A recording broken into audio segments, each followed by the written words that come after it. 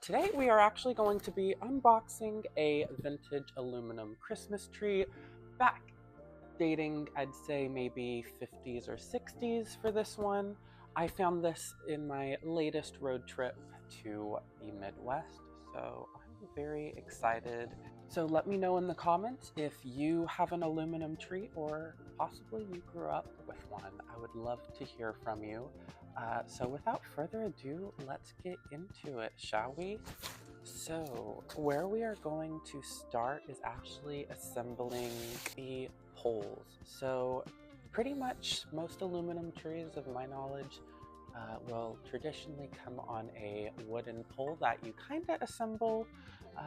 As you can see, this one kind of has a peg on one side, and we're just going to very gently twist it in. Both ends meet kind of at a diagonal point. So we have the pole assembled. I will note that the kind of narrowed, almost kind of looks like a pencil or a giant pencil. This will actually be the top. As you can see, there is a hole. So we will find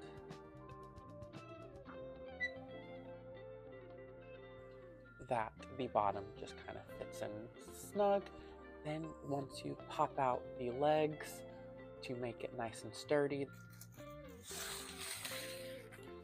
Alright, and we're just going to start popping these in the holes. And I kind of think most of these are just one size. Now I know some other aluminum trees will have different size branches, but I think for the most part, these are all about the same size.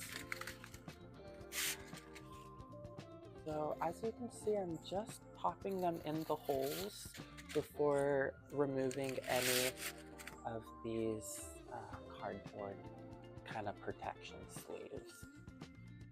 So a brief history for these trees of yesterday's past is that they were actually first manufactured by Modern Coatings of Chicago between 1959 and 1969.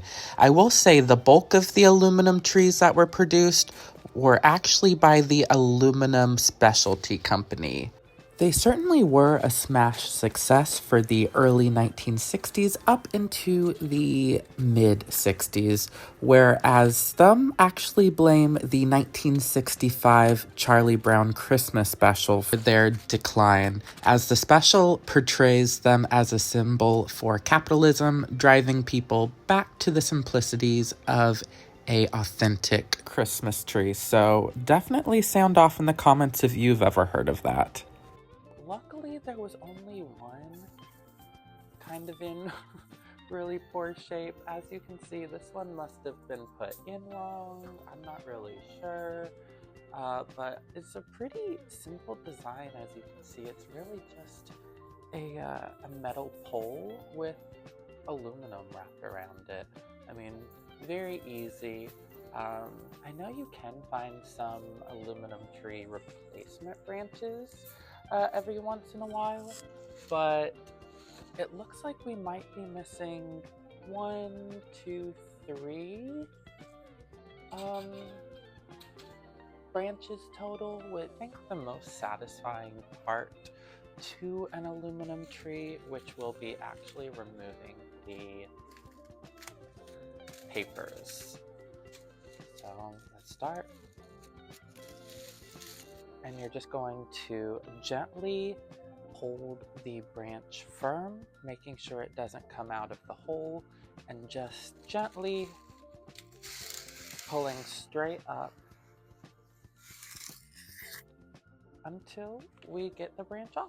And then we're just going to put these, again, little sleeves back in the original box so we can preserve them for next year. As for how popular these are amongst vintage collectors, I'm kind of surprised there hasn't ever been or maybe just of my knowledge, I haven't really ever seen any repro aluminum trees.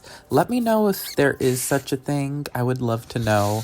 Definitely the ones that seem to be the most sought after amongst aluminum tree collectors will be the pom-pom trees, which if you find one of those, you hit the gold mine, I must admit. I got fairly lucky with this one I found in the Midwest for about $120 or $30. It still had its spots, obviously, which I was very happy to pay. Yay, we have it fully assembled. I'm gonna go ahead and sweep again. Again, like these little sleeves tend to leave little traces behind. So I'm gonna do that. Then we can pick out the skirt that we're going to use, and I might fluff up the branches a little bit and go from there. Sleeves back inside the original box.